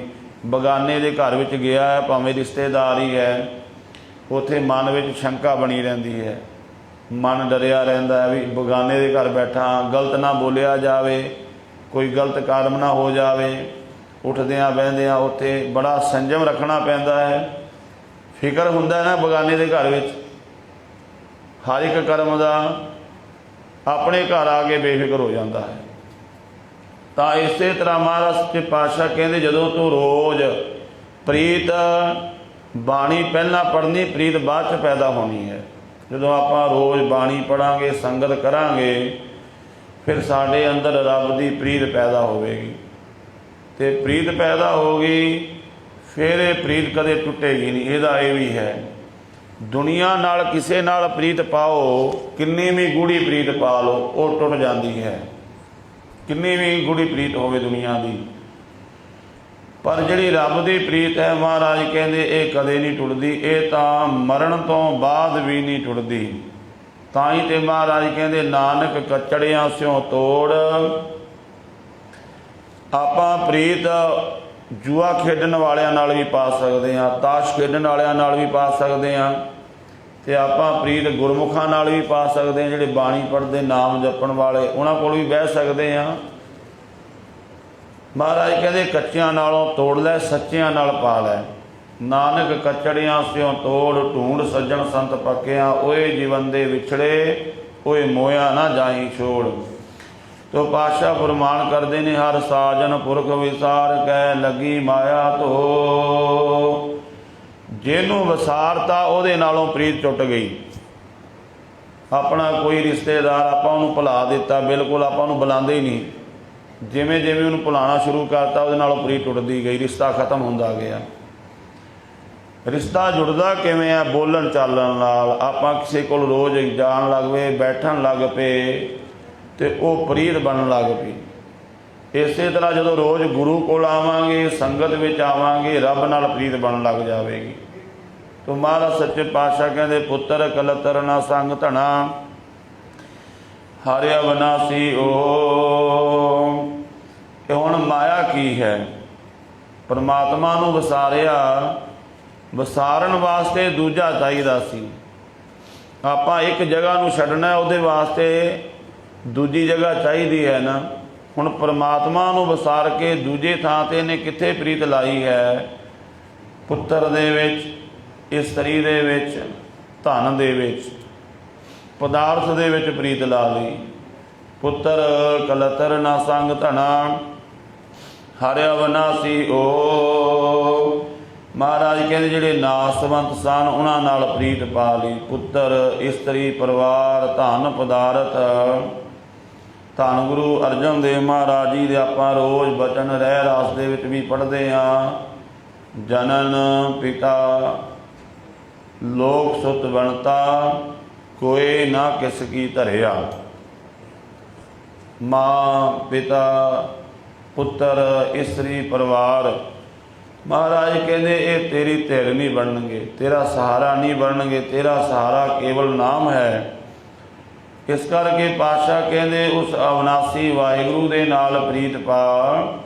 ਪਰਮਾਤਮਾ ਦੇ ਨਾਲ ਜੁੜਨਾ ਕਰ। ਪਲ 'ਚ ਪਲ ਸਗਲੀ ਮੂਈ, ਝੂਠੈ ਧੰਦੈ ਮੋਹ। ਬਹੁਤਾਤ ਗਿਣਤੀ ਮਹਾਰਾਜ ਕਹਿੰਦੇ ਇਹਨਾਂ ਸੰਸਾਰ ਦੇ ਸੰਬੰਧਾਂ ਵਿੱਚ ਪਲਚ ਗਈ ਹੈ। ਪਰਚ ਪਰਚ ਕੇ ਭਾਵ ਵਾਰ-ਵਾਰ ਜੁੜਦੀ ਹੈ। ਆਪਾਂ ਵੇਖੀਏ, ਆਪਣੇ ਕੋਲ ਪੁੱਤਰ ਵਾਸਤੇ ਵੀ ਸਮਾਂ ਹੈ, ਇਸਤਰੀ ਵਾਸਤੇ, ਬੱਚਿਆਂ ਵਾਸਤੇ, ਪਤੀ ਵਾਸਤੇ, ਸਾਰਿਆਂ ਵਾਸਤੇ ਸਮਾਂ ਹੈ। ਬਸ ਆਪਣੇ ਕੋਲ ਗੁਰੂ ਵਾਸਤੇ ਸਮਾਂ ਨਹੀਂ ਹੈ। ਆਪਾਂ ਨੂੰ ਕੋਈ ਕਹੇ ਨਾ ਸੰਸਾਰਕ ਤੌਰ 'ਤੇ ਵੀ ਤੂੰ ਸਾਡੇ ਕੋਲ ਆਉਣਾ, ਇੰਨਾ ਸਮਾਂ, ਆਪਾਂ ਚਲੇ ਜਾਂਦੇ ਹਾਂ। ਪਰ ਸਾਡੇ ਕੋਲ ਗੁਰੂ ਵਾਸਤੇ ਸਮਾਂ ਨਹੀਂ। ਆਪਾਂ ਪਰਿਵਾਰ ਵਾਸਤੇ ਇੰਨਾ ਸਮਾਂ ਕੰਮ ਧੰਦਾ ਕਰਦੇ ਹਾਂ। ਦੇਖੋ ਮਹਾਰਾਜ ਨੇ ਰੋਕਿਆ ਨਹੀਂ ਹੈ, ਪਰ ਪਾਤਸ਼ਾਹ ਜੀ ਕਹਿੰਦੇ ਭਾਈ ਜਿੱਥੇ ਤੂੰ ਸੰਸਾਰ ਦੇ ਕੰਮ ਧੰਦੇ ਕਰਨੇ ਨੇ, ਉੱਥੇ ਆਪਣੇ ਗੁਰੂ ਵਾਸਤੇ ਵੀ ਸਮਾਂ ਕੱਢ। ਪਰਮਾਤਮਾ ਦਾ ਨਾਮ ਵੀ ਜਪ। ਪਰ ਪਰਮਾਤਮਾ ਦਾ ਨਾਮ ਵਿਸਾਰ ਦਿੱਤਾ ਤਾਂ ਇਸ ਤਰ੍ਹਾਂ ਇਹਨਾਂ ਸੰਬੰਧਾਂ ਦੇ ਵਿੱਚ ਪਰਚ ਪਰਚ ਕੇ, ਉਲਝ ਕੇ ਸੰਸਾਰ ਦੀ ਜਿਹੜੀ ਸ੍ਰਿਸ਼ਟੀ, ਬਹੁਤੇ ਜੀਵ ਨੇ ਮਰੇ ਹਨ ਝੂਠੇ ਧੰਦੇ ਦੇ ਮੋਹ ਦੇ ਵਿੱਚ। ਇੱਕ ਸਹਾਰ ਕੇ ਨਾਮ ਬਿਨ ਅੱਗੇ ਲਈਏ ਖੋਏ। ਇੱਕ ਵਾਹਿਗੁਰੂ ਦੇ ਨਾਮ ਤੋਂ ਬਿਨਾਂ ਅੱਗੇ ਜਦੋਂ ਇਹ ਗਿਆ ਤੇ ਪਾਤਸ਼ਾਹ ਜੀ ਕਹਿੰਦੇ ਫਿਰ ਇਹਦੇ ਕੋਲ ਜਿਹੜੇ ਕੋਈ ਚੰਗੇ ਕਰਮ ਦਾਨ ਪੁੰਨ ਕੀਤੇ ਹੋਏ ਸੀ, ਉਹ ਵੀ ਜਮਾਂ ਨੇ ਖੋ ਲਏ ਹਨ। ਜਦੋਂ ਇਸ ਸੰਸਾਰ ਤੋਂ ਗਿਆ, ਨਾਮ ਤੋਂ ਬਿਨਾਂ, ਨਾਮ ਸਾਡੀ ਰਾਖੀ ਕਰਦਾ ਹੈ। ਜਿਵੇਂ ਆਪਾਂ ਵੇਖਦੇ ਹਾਂ ਨਾ, ਕੋਈ ਆਪਣੇ ਕੋਲ ਜਿਹੜੀ ਸਿਕਿਉਰਿਟੀ ਹੁੰਦੀ ਹੈ, ਜਿਵੇਂ ਸਾਡੀ ਬਾਰਡਰ 'ਤੇ ਫੌਜ ਹੈ, ਜੇ ਉਹ ਫੌਜ ਹਟ ਜਾਵੇ ਕੋਈ ਵੀ ਮੁਲਕ ਸਾਡੇ 'ਤੇ ਹਮਲਾ ਕਰਕੇ ਸਾਨੂੰ ਮਾਰ ਸਕਦਾ ਹੈ। ਸਿਕਿਉਰਿਟੀ ਤੋਂ ਬਿਨਾਂ ਸਾਡੀ ਜਿਹੜੀ ਜ਼ਮੀਨ ਜਾਇਦਾਦ ਪ੍ਰੋਪਰਟੀ ਹੈ ਉਹ ਕੋਈ ਵੀ ਲੁੱਟ ਸਕਦਾ ਹੈ। ਸਰਕਾਰ ਨੇ ਕਾਨੂੰਨ ਬਣਾਏ, ਸਰਕਾਰ ਸਾਡੀ ਰੱਖਿਆ ਕਰਦੀ ਹੈ, ਅਤੇ ਜੇ ਉਹ ਸਿਕਿਉਰਿਟੀ ਹਟਾ ਦਿੱਤੀ ਜਾਵੇ ਫਿਰ ਸਾਡੀ ਪ੍ਰੋਪਰਟੀ ਨੂੰ ਕੋਈ ਵੀ ਲੁੱਟ ਸਕਦਾ ਹੈ। ਇਸੇ ਤਰ੍ਹਾਂ ਨਾਮ ਜਿਹੜਾ ਸਾਡੀ ਰਾਖੀ ਕਰਦਾ ਹੈ। ਜੇ ਨਾਮ ਕੋਲ ਨਹੀਂ, ਜੀਵ ਦੇ ਕੀਤੇ ਹੋਏ ਦਾਨ ਪੁੰਨ, ਮਹਾਰਾਜ ਦੇ ਬਚਨ ਨੇ ਪਾਵਨ ਬਾਣੀ ਦੇ ਵਿੱਚ ਕਿ ਕਰਮ ਧਰਮ ਪਖੰਡ ਜੋ ਦਿਸੈ ਤਿਨ ਜਮ ਜਾਗਾਤੀ, ਲੂਟੈ ਨਿਰਵਾਣ ਕੀਰਤਨ ਗਾਓ ਕਰਤੇ ਕਾ ਨਿਮਕ ਸਿਮਤ ਜੀ ਛੂਟੈ। ਪਾਤਸ਼ਾਹ ਕਹਿੰਦੇ ਵਾਹਿਗੁਰੂ ਦਾ ਨਾਮ ਗੁਰ ਕਾ ਸ਼ਬਦ ਅਖਵਾਰੇ, ਚੌਕੀ ਚੌਗਿਰਦ ਹਮਾਰੇ, ਰਾਮ ਨਾਮ ਮਨ ਲਾਗਾ ਜਮ ਲਜਾਏ ਕਰ ਭਾਗਾ। ਆਪਾਂ ਰਾਤ ਨੂੰ ਸੌਂਦੇ ਹਾਂ, ਚੌਂਕੀਦਾਰ ਆਪਣੇ ਕਲੋਨੀ ਵਿੱਚ ਨਗਰ ਵਿੱਚ ਗੇੜਾ ਮਾਰਦਾ ਹੈ, ਪਹਿਰੇ 'ਤੇ ਹੁੰਦਾ ਹੈ, ਉਹ ਰਾਖੀ 'ਤੇ ਹੁੰਦਾ ਹੈ। ਇਸੇ ਤਰ੍ਹਾਂ ਮਹਾਰਾਜ ਸੱਚੇ ਪਾਤਸ਼ਾਹ ਕਹਿੰਦੇ ਵਾਹਿਗੁਰੂ ਤੈਨੂੰ ਜਗਾ ਕੇ ਰੱਖੇਗਾ, ਸੁਚੇਤ ਕਰਕੇ ਰੱਖੇਗਾ, ਉਹ ਤੇਰੀ ਰਾਖੀ ਕਰੇਗਾ। ਨਾਮ ਤੋਂ ਬਿਨਾਂ ਚੰਗੇ ਕਰਮ ਦਾਨ ਪੁੰਨ ਇਹ ਜਮ ਖੋਹ ਲੈਂਦੇ ਨੇ। ਦਈਓ ਵਿਸਾਰ ਵਗੂਚਨਾ ਪ੍ਰਭ ਬਿਨ ਅਵਰ ਨ ਕੋਏ। ਉਸ ਵਾਹਿਗੁਰੂ ਪਰਮਾਤਮਾ ਨੂੰ ਵਿਸਾਰ ਕੇ ਜੀਵ ਜਿਹੜਾ ਹੈ, ਵਿਗੁਚਨਾ ਦਾ ਅਰਥ ਖੁਆਰ ਹੁੰਦਾ ਹੈ। ਪਰਮਾਤਮਾ ਤੋਂ ਬਿਨਾਂ ਹੋਰ ਕੋਈ ਨਹੀਂ ਜੋ ਜੀਵ ਨੂੰ ਖੁਆਰੀ ਤੋਂ ਬਚਾ ਸਕੇ। ਕੇਵਲ ਵਾਹਿਗੁਰੂ ਦਾ ਨਾਮ ਹੀ ਜੀਵ ਨੂੰ ਖੁਆਰੀ ਤੋਂ ਬਚਾ ਸਕਦਾ ਹੈ। ਪ੍ਰੀਤਮ ਚਰਨੀ ਜੋ ਲਗੇ ਤਿਨ ਕੀ ਨਿਰਮਲ ਸੋਏ। ਹੁਣ ਪਹਿਲਾਂ ਮਹਾਰਾਜ ਜੀ ਨੇ ਪੱਖ ਰੱਖਿਆ ਹੈ ਜਿਹੜੇ ਰੱਬ ਨਾਲੋਂ ਟੁੱਟੇ ਹੋਏ ਨੇ, ਪਰਮਾਤਮਾ ਨਾਲੋਂ ਟੁੱਟੇ ਨੇ, ਉਹਨਾਂ ਦਾ ਹਾਲ ਕੀ ਹੈ ਔਰ ਕਿਵੇਂ ਉਹ ਸੰਸਾਰ ਵਿੱਚ ਪਰਿਵਾਰ ਵਿੱਚ ਖਚਤ ਹੋਏ ਹਨ। ਦੂਸਰਾ ਹੁਣ ਜਿਹੜੇ ਨਾਮ ਜਪਣ ਵਾਲੇ ਨੇ, ਮਹਾਰਾਜ ਕਹਿੰਦੇ ਪ੍ਰੀਤਮ ਚਰਨੀ ਜੋ ਲਗੇ ਤਿਨ ਕੀ ਨਿਰਮਲ ਸੋਏ। ਜੋ ਵਾਹਿਗੁਰੂ ਦੇ ਚਰਨਾਂ ਨਾਲ ਜੁੜ ਗਏ ਹਨ, ਮਹਾਰਾਜ ਕਹਿੰਦੇ ਉਹਨਾਂ ਦੀ ਸੋਭਾ ਹੁੰਦੀ ਨਿਰਮਲ। ਤਿਨ ਕੀ ਸੋਏ ਸੁਣੀ ਮਨ ਹਰਿਆ ਤਿਸ ਨਾਨਕ ਪਰਸਨ ਆਵੇ। ਜਦੋਂ ਆਪਾਂ ਕਿਸੇ ਚੰਗੇ ਬੰਦੇ ਬਾਰੇ ਸੁਣਦੇ ਹਾਂ ਨਾ, ਤੇ ਸਾਡੇ ਮਨ ਵਿੱਚ ਵੀ ਚੰਗੇ ਖਿਆਲਾਤ ਪੈਦਾ ਹੋਣ ਲੱਗ ਜਾਂਦੇ ਨੇ। ਅਤੇ ਜਦੋਂ ਆਪਾਂ ਸੁਣਦੇ ਹਾਂ ਉਹ ਬੰਦੇ ਨੇ ਪਾਪ ਕੀਤਾ, ਉਹ ਬੰਦਾ ਪਾਪੀ ਹੈ, ਸਾਡੇ ਮਨ ਵਿੱਚ ਵੀ ਗਲਾਨੀ ਆ ਜਾਂਦੀ ਹੈ ਨਾ, ਸਾਡਾ ਮਨ ਵੀ ਮੈਲਾ ਹੋ ਜਾਂਦਾ ਹੈ। ਜਦੋਂ ਆਪਾਂ ਚੰਗੇ ਬੰਦੇ ਬਾਰੇ ਸੁਣਦੇ ਹਾਂ ਤਾਂ ਸਾਡੇ ਅੰਦਰ ਵੀ ਚੰਗਾ ਸੁਭਾਅ ਜਿਹੜਾ ਹੈ ਉਹ ਅੰਦਰ ਪ੍ਰਗਟ ਹੋਣ ਲੱਗ ਜਾਂਦਾ ਹੈ। ਮਹਾਰਾਜ ਕਹਿੰਦੇ ਜਿਹੜੇ ਗੁਰਮੁਖ ਨੇ ਉਹਨਾਂ ਦੀ ਸੋਭਾ ਨਿਰਮਲ ਹੋ ਜਾਂਦੀ ਹੈ। ਉਹ ਜਿੱਥੇ ਵੀ ਜਾਂਦੇ ਨੇ ਸੱਚੇ ਮਾਰਗ ਚੱਲਦਿਆਂ ਉਸਤਤ ਕਰੇ ਜਹਾਨ, ਉਹਨਾਂ ਦੀ ਜਹਾਨ ਲੋਕ ਉਸਤਤ ਕਰਦੇ, ਉਹਨੂੰ ਨਿਰਮਲ ਸੋਭਾ ਹੁੰਦੀ ਹੈ ਜਿੱਥੇ ਵੀ ਚਲੇ ਜਾਣ। ਉਸ ਕਰਕੇ ਉਹਨਾਂ ਨੂੰ ਜਾਣਿਆ ਜਾਂਦਾ ਹੈ ਗੁਰਮੁਖਾਂ ਨੂੰ। ਹਾਲਾਂਕਿ ਇਲਾਕੇ ਕਰਕੇ, ਪਰਿਵਾਰ ਕਰਕੇ ਕੋਈ ਸੰਬੰਧ ਨਹੀਂ ਹੁੰਦਾ, ਜਾਤ ਕਰਕੇ ਵੀ ਕੋਈ ਸੰਬੰਧ ਨਹੀਂ ਹੁੰਦਾ, ਪਰ ਉਹ ਗੁਰਮੁਖਾਂ ਦਾ ਆਪਾਂ ਸਤਿਕਾਰ ਕਿਉਂ ਕਰਦੇ ਹਾਂ? ਵੀ ਇਹ ਗੁਰਮੁਖ ਹੈ, ਨਾਮ ਜਪਣ ਵਾਲਾ ਹੈ। ਨਾ ਤਾਂ ਉਹ ਸਾਡੀ ਜਾਤ ਦਾ ਹੈ, ਨਾ ਉਹ ਸਾਡੇ ਜਿੰਨਾ ਪੜ੍ਹਿਆ ਲਿਖਿਆ ਹੈ, ਅਤੇ ਨਾ ਸਾਡੇ ਉਹ ਇਲਾਕੇ ਦਾ ਹੈ, ਪਰ ਆਪਾਂ ਕਿਉਂ ਸਤਿਕਾਰ ਕਰਦੇ ਹਾਂ? ਵੀ ਇਹ ਗੁਰਮੁਖ ਹੈ, ਬਾਣੀ ਪੜ੍ਹਦਾ, ਨਾਮ ਜਪਦਾ ਹੈ। ਮਹਾਰਾਜ ਕਹਿੰਦੇ ਪ੍ਰੀਤਮ ਚਰਨੀ ਜੋ ਲਗੇ ਤਿਨ ਕੀ ਨਿਰਮਲ ਸੋਏ। ਨਾਨਕ ਕੀ ਪ੍ਰਭ ਬੇਨਤੀ ਪ੍ਰਭ ਮਿਲੋ ਪ੍ਰਾਪਤ ਹੋਏ। ਹੁਣ ਉਹਨਾਂ ਗੁਰਮੁਖਾਂ ਦਾ ਅਗਲਾ ਜੀਵਨ ਕੀ ਹੈ? ਜਿਹੜੇ ਪਰਮਾਤਮਾ ਦੇ ਚਰਨਾਂ ਨਾਲ ਜੁੜੇ ਨੇ, ਜਿਨ੍ਹਾਂ ਦੀ ਸੋਭਾ। ਮਹਾਰਾਜ ਕਹਿੰਦੇ ਉਹਨਾਂ ਦੀ ਇੱਕੋ ਅਰਦਾਸ ਹੁੰਦੀ ਹੈ ਕਿ ਹੇ ਵਾਹਿਗੁਰੂ ਕਿਰਪਾ ਕਰ, ਸਾਡਾ ਇਹ ਜੀਵਨ ਲੇਖੇ ਵਿੱਚ ਲੱਗ ਜਾਵੇ, ਇਹ ਜੀਵਨ ਸਫਲ ਹੋ ਜਾਵੇ। ਉਹਨਾਂ ਗੁਰਮੁਖਾਂ ਦੀ ਕੇਵਲ ਇੱਕੋ ਅਰਦਾਸ ਹੈ। ਇਹ ਜਿਹੜੀ ਅਰਦਾਸ ਹੈ ਇਹ ਵੀ ਬੜੀ ਬੰਦਗੀ ਤੋਂ ਬਾਅਦ ਪੈਦਾ ਹੁੰਦੀ ਹੈ। ਨਹੀਂ ਤੇ ਆਪਾਂ ਕੀ ਮੰਗਦੇ ਹਾਂ? ਮਹਾਰਾਜ ਕਾਰੋਬਾਰ ਚੱਲਦਾ ਰਹੇ, ਮਿਲੇਗਾ ਵੀ, ਪਰ ਉਹਦੇ ਵਿੱਚੋਂ ਸਿਵਾਏ ਦੁੱਖ ਦੇ ਹੋਰ ਕੁਝ ਨਹੀਂ ਪੈਦਾ ਹੋਵੇਗਾ। ਨਾਮ ਦੇ ਵਿੱਚੋਂ ਸੁਖ ਮਿਲੇਗਾ, ਇਹ ਸਮਝ ਪੈ ਜਾਂਦੀ ਹੈ ਬੰਦਗੀ ਕਰਕੇ, ਸਿਮਰਨ ਕਰਕੇ, ਸਾਧਨਾ ਕਰਕੇ। ਤਾਂ ਫਿਰ ਗੁਰਮੁਖ ਇਹ ਮੰਗ ਕਰਦਾ ਹੈ, ਜਿਵੇਂ ਭਗਤ ਰਵਿਦਾਸ ਜੀ ਕਹਿੰਦੇ, ਬਹੁਤ ਜਨਮ ਵਿਛਰੇ ਤੇ ਮਾਧੋ, ਇਹ ਜਨਮ ਤੁਮਾਰੇ ਲੇਖੇ। ਕਹਿ ਰਵਿਦਾਸ ਆਸ ਲਗ ਜੀਵੋਂ, ਚਿਰ ਭਇਓ ਦਰਸ਼ਨ ਦੇਖੇ। ਇੱਕੋ ਮੰਗ ਹੈ ਬਸ, ਕਿਉਂਕਿ ਪਤਾ ਲੱਗ ਗਿਆ ਜਿੱਥੇ ਵਾਹਿਗੁਰੂ ਆ ਗਿਆ ਨਾ, ਉੱਥੇ ਸਾਰੇ ਆਨੰਦ ਆਪਣੇ ਆਪ ਆ ਜਾਣੇ ਨੇ, ਸਾਰੇ ਪਦਾਰਥ ਆਪਣੇ ਆਪ ਆ ਜਾਣੇ ਨੇ। ਜਿਵੇਂ ਵੇਖੋ, ਜਿੱਥੇ ਬਾਦਸ਼ਾਹ ਜਾਂਦਾ ਹੈ ਉੱਥੇ ਸ਼ਮਿਆਨੇ ਆਪਣੇ ਆਪ ਹੀ ਲੱਗ ਜਾਂਦੇ ਨੇ, ਸਭ ਤੋਂ ਵਧੀਆ ਅਰੇਂਜਮੈਂਟ ਹੋ ਜਾਂਦਾ ਹੈ, ਵੀ ਪਤਾ ਹੁੰਦਾ ਇੱਥੇ ਬਾਦਸ਼ਾਹ ਨੇ ਆਉਣਾ ਹੈ। ਇਸੇ ਤਰ੍ਹਾਂ ਜਿੱਥੇ ਰੱਬ ਨੇ ਆਉਣਾ ਹੈ, ਉਸ ਘਰ ਵਿੱਚ ਕੋਈ ਕਮੀ ਨਹੀਂ ਰਹਿੰਦੀ। ਜਿੱਥੇ ਬੰਦਗੀ ਹੋਣ ਲੱਗ ਜੇ ਨਾ, ਉੱਥੇ ਪਦਾਰਥ ਮੰਗਣ ਦੀ ਲੋੜ ਨਹੀਂ,